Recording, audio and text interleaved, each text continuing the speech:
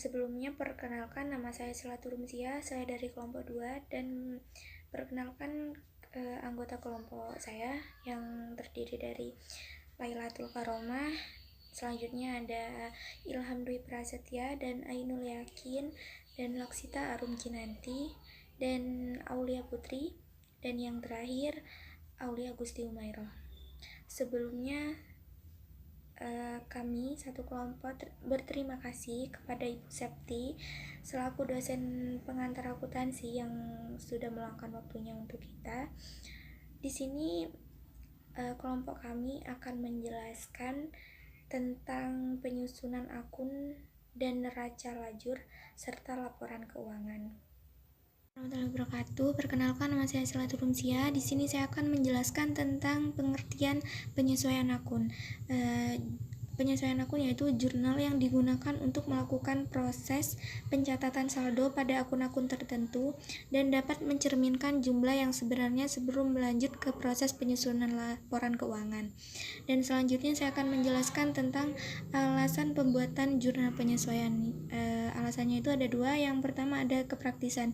Jadi dalam kondisi tertentu tidaklah praktis untuk mencatat setiap kali terjadi transaksi karena transaksi hanya memiliki nilai rupiah kecil dan berkali-kali terjadi. Dan yang kedua itu ada alaksi prodik, yaitu biaya baru dapat dicatat pada akhir periode karena jumlah tergantung pada pemakaian selama satu periode. Baik, di sini saya akan menjelaskan unsur-unsur dalam penyesuaian. Jadi, unsur-unsur dalam penyesuaian itu ada 7. Yang pertama itu ada beban penyusutan, dan yang kedua itu ada perlengkapan, dan yang ketiga ada beban yang masih harus dibayar, dan yang keempat ada pendapatan yang masih harus diterima, dan yang kelima ada beban yang dibayar di muka, dan yang keenam ada pendapatan diterima di muka, dan yang terakhir itu yang ketujuh ada estimasi pajak. Beban penyusutan. Apa sih beban penyusutan itu? Menurut saya beban penyusutan itu adalah pengakuan atas penggunaan manfaat potensial dari suatu aktiva tersebut. Dan yang kedua ada perlengkapan. Apa sih perlengkapan?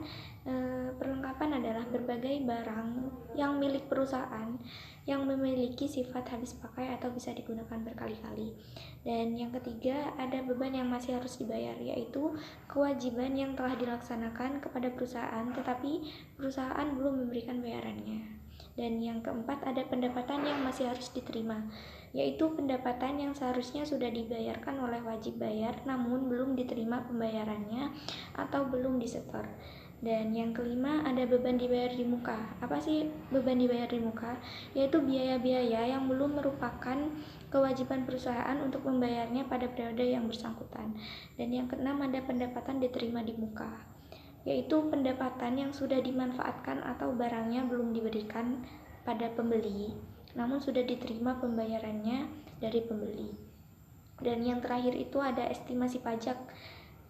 Apa sih estimasi pajak itu? Yaitu menghitung pajak secara tepat dan akurat serta mampu merekayasanya semaksimal mungkin. Di sini saya akan menjelaskan tentang langkah membuat jurnal penyesuaian. Tahapan dalam cara membuat jurnal penyesuaian yaitu dibagi 4 bagian, yaitu yang pertama cetak neraca saldo yang belum disesuaikan, yang kedua analisa setiap akun, yang ketiga cari apa saja yang hilang, dan yang empat atau yang terakhir mencatat ayat jurnal penyesuaian. Di sini saya akan menjelaskan tentang neraca lajur. Neraca lajur adalah sebuah kertas maupun worksheet yang berisi data tentang akuntansi dan biasa digunakan untuk memudahkan ketika kita membuat laporan. Tujuan atau kegunaan pembuatan neraca lajur yang pertama yaitu untuk mempermudah penyusunan laporan keuangan. Yang kedua, untuk menggolongkan dan meringkas informasi dari neraca saldo dan penyesuaian sebagai persiapan sebelum disusun laporan keuangan. Yang ketiga, untuk mempermudah menemukan kesalahan yang mungkin dilakukan dalam pembuatan penyesuaian. Komponen neraca lajur yang pertama yaitu neraca saldo, kedua jurnal penyesuaian, yang ketiga kolom neraca saldo disesuaikan, yang keempat laporan laba rugi, dan yang kelima yaitu neraca. Selanjutnya cara membuat neraca lajur. Yang pertama, kita harus membuat format neraca, dan selanjutnya mengisi nomor akun dan nama akun. Yang ketiga, mengisi kolom jurnal penyesuaian. Yang keempat, menambahkan nominal pada neraca saldo setelah penyesuaian. Yang kelima, mengisi kolom neraca dan laba rugi. Yang terakhir, setelah semua kolom pada neraca lajur diisi, selanjutnya dilakukan penjumlahan pada setiap kolom tersebut. Berikut ini adalah bentuk dari neraca lajur. Sekian materi dari saya, selanjutnya akan disampaikan oleh teman saya. Terima kasih. Assalamualaikum warahmatullahi wabarakatuh. Saya Aulia Gusnumairo dengan NIM 2110411247. Di sini saya akan menjelaskan pengertian tentang laba dan laba rugi. Laporan laba rugi adalah suatu laporan keuangan yang harus dibuat oleh setiap perusahaan, karena ini yang menjadi acuan terkait kondisi finansial yang terjadi di saat itu. Tak hanya itu, laporan ini juga harus dibuat sedetail mungkin jika perusahaan tersebut adalah perusahaan besar atau multinasional. Hal ini bertujuan jika ketika dilakukan evaluasi, keterangan ditanya lebih menyeluruh dan bisa dipertanggungjawabkan. Bentuk laba rugi. Bentuk laba rugi di sini ada dua, yaitu satu, laporan laba rugi bentuk tunggal atau single step adalah suatu bentuk laporan laba rugi yang semua pendapatannya diklasifikasikan ke dalam satu kelompok atau baik pendapatan usaha maupun pendapatan di luar usaha, dan semua beban juga diklasifikasikan ke dalam satu kelompok atau baik itu beban usaha maupun beban di luar usaha. 2. Laporan laba rugi bentuk ganda atau multiple step adalah suatu bentuk laporan laba rugi yang jumlah pendapatan usaha, beban usaha, serta pendapatan dan beban di luar usahanya masing-masing diklasifikasikan ke dalam satu kelompok. Sekian dari saya. Baik, saya ucapkan terima kasih kepada pemateri sebelumnya. Di sini saya Laksitarin Kinanti dengan NIM 21104111248 ingin menjelaskan mengenai cara menyusun laporan laba rugi. Susunan laporan laba rugi adalah sebagai berikut. 1. Memilih periode laporan. Yang kedua, membuat neraca percobaan. Yang ketiga, menghitung pendapatan. Yang keempat, menentukan HPP. Yang kelima, menghitung gross margin atau laba kotor. Yang keenam, menambahkan biaya operasi. Yang ketujuh, menghitung penghasilan. Yang kedelapan, menambahkan pajak penghasilan. Yang kesembilan, menghitung penghasilan neto. Yang kesepuluh, akhirkan laporan laba rugi. Untuk yang pertama adalah memilih periode laporan. Langkah pertama dalam menyiapkan laporan laba rugi adalah memilih periode laporan yang akan mencakup seluruh laporan Anda. Bisnis biasanya memilih untuk melaporkan laporan laba rugi mereka secara tahunan, triwulan, atau bulanan. Bisa lihat sendiri di laporan laba dan rugi PT Sukses Kemilau. Periode laporan yang mereka ambil adalah periode laporan secara bulanan, yakni dari tanggal 1 April 2020 sampai 30 April 2020. Langkah yang ketiga adalah menghitung pendapatan. Pendapatan di sini mencakup semua uang yang diperoleh untuk layanan selama periode pelaporan, meskipun belum menerima semua pembayaran. Bisa dilihat sendiri di laporan laba rugi PT Sukses Kemilau. Pendapatannya di sini adalah sebagai berikut, yakni penjualan, return atau pengembalian dan pot penjualan, diskon penjualan, lalu didapatkan penjualan bersih. Untuk selanjutnya adalah menentukan HPP. HPP adalah harga pokok penjualan. Harga pokok penjualan di sini mencakup mengenai biaya tenaga kerja langsung, bahan dan biaya overhead yang Anda keluarkan untuk menyediakan barang atau jasa. HPP di sini, HPP dari laporan laba dan rugi PT Sukses Kemilau adalah sebagai berikut. Ada di sampingnya di situ 97.000 sekian ya. Yang Susunan selanjutnya adalah menghitung gross margin atau laba kotor. Bagaimana cara mendapatkan laba kotor? Yakni dengan mengurangi harga pokok penjualan dari total pendapatan Anda pada laporan laba rugi. Yang selanjutnya adalah menambahkan biaya operasi. Cara mendapatkannya adalah menambahkan semua biaya operasional yang tercantum di laporan neraca saldo Anda. Biaya operasional di sini adalah sebagai berikut. Di laporan laba rugi PT Sukses Gemilau adalah beban penjualan, beban administrasi ya. Lalu didapatkan jumlah beban atau biaya operasi. Yang ketujuh, yakni menghitung penghasilan Anda.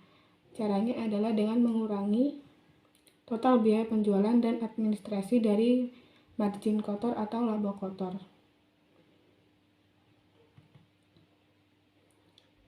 Yang selanjutnya adalah menambahkan pajak penghasilan.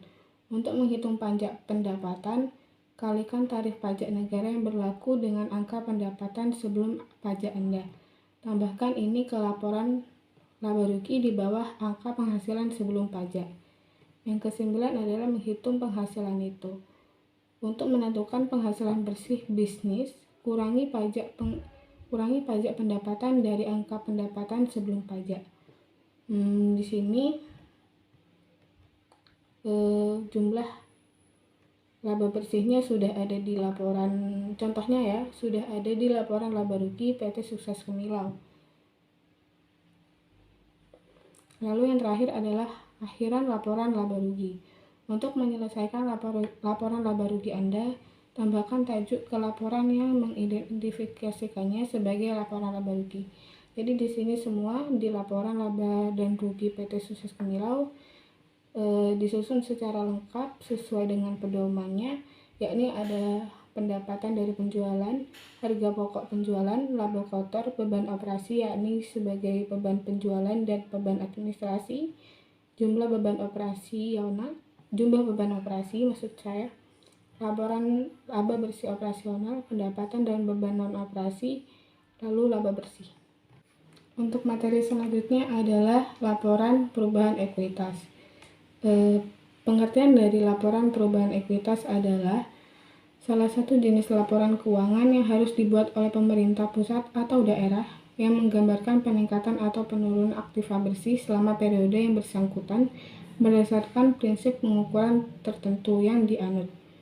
Tujuan pembuatannya adalah agar perusahaan dapat menggambarkan peningkatan maupun penurunan dari aktiva bersih atau kekayaan dalam periode tertentu dengan prinsip pengukuran tertentu yang dianut. Laporan ini akan ditemukan pada berbagai perusahaan publik sebab sebagian besarnya mempunyai struktur kepemilikan yang kompleks dalam perubahan-perubahan akun ekuitas di tahun terkait. Untuk materi selanjutnya akan disampaikan oleh teman saya, yakni mengenai bentuk-bentuk laporan ekuitas dan cara menyusun laporan perubahan ekuitas. Terima kasih. Di sini saya akan menjelaskan tentang bentuk-bentuk laporan ekuitas. Yang pertama adalah laporan perubahan ekuitas untuk individu. Yang kedua adalah laporan perubahan ekuitas untuk perusahaan. Tujuan dari dibentuknya laporan perubahan ekuitas ini adalah yang pertama adalah memberikan laporan mengenai perusahaan modal kerja. Yang kedua adalah membuat ikhtisar dari investasi dan dana yang dihasilkan di dalam suatu periode serta aktiva pembayaran. Yang selanjutnya adalah menyusun laporan perubahan ekuitas. Yang pertama adalah mode awal. Komponen pertama yang terdapat dalam laporan perubahan modal adalah modal awal. Dalam hal ini adalah saldo awal pada periode laporan komparatif yang terdapat pada laporan posisi keuangan pada periode sebelumnya. Yang kedua adalah laba atau rugi. Peran perusahaan laba. Peran laba perusahaan akan menambah modal perusahaan. Sebaliknya juga perusahaan akan mengurangi modal perusahaan. Yang ketiga adalah penarikan pemilik perusahaan. Apabila sebagian laba perusahaan diambil oleh pemilik untuk kepentingan pribadi, maka hal tersebut akan mengurangi modal di si pemilik perusahaan. Jika bentuk perusahaannya adalah firma, maka penarikan tersebut disebut brief. Sedangkan jika bentuk perusahaannya adalah perseroan terbatas, maka disebut dividen. Yang selanjutnya adalah modal air. Komponen lainnya yang terdapat dalam perubahan modal adalah modal akhir, yakni saldo awal yang ditambahkan dengan laba atau dikurangi dengan rugi. Materi selanjutnya adalah laba ditahan.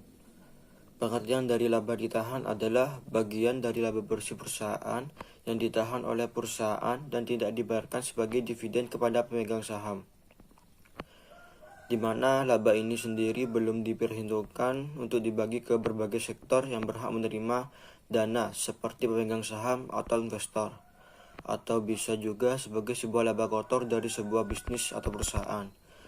Selanjutnya, menyusun laporan laba ditahan. Ada dua cara menyusun laporan laba ditahan. Yang pertama, cara praktis. Yang kedua, cara manual. Yang pertama, cara praktis. Cara praktis ini bisa dilakukan apabila Anda berhasil memperoleh laporan keuangan, baik laba rugi maupun neraca dalam versi detail. Laporan keuangan yang detail pastinya akan mencantumkan laba bersih perusahaan dan besarnya dividen yang dibagikan kepada para investor atau pemegang saham. Beruntung jika Anda berhasil mendapatkan laporan keuangan lengkap untuk beberapa periode hingga periode terakhir perhitungan, sehingga dapat dihitung pula sebuah laba ditahan kumulatif. Yang kedua, cara manual. Cara manual ini menghitung laba ditahan melalui laba bersih akan sangat mudah apabila Anda mampu memperoleh detail informasi dan data keuangan perusahaan. Sayangnya tak semua perusahaan bersedia memberikan data keuangan baik neraca maupun laporan laba rugi yang lengkap, sehingga data tentang besarnya laba bersih dan dividen yang dibayarkan kepada investor tidak diketahui. Lantas, bagaimana cara menghitung laba ditahan dari perusahaan tersebut? Jalan satu-satunya adalah dengan menghitung dengan secara manual. Baik, mungkin hanya itu yang bisa kelompok kami jelaskan. Kurang lebihnya kami mohon maaf sebesar-besarnya dan terima kasih sudah meluangkan waktunya untuk mengamati materi kami. Sekian, terima kasih. Assalamualaikum warahmatullahi wabarakatuh.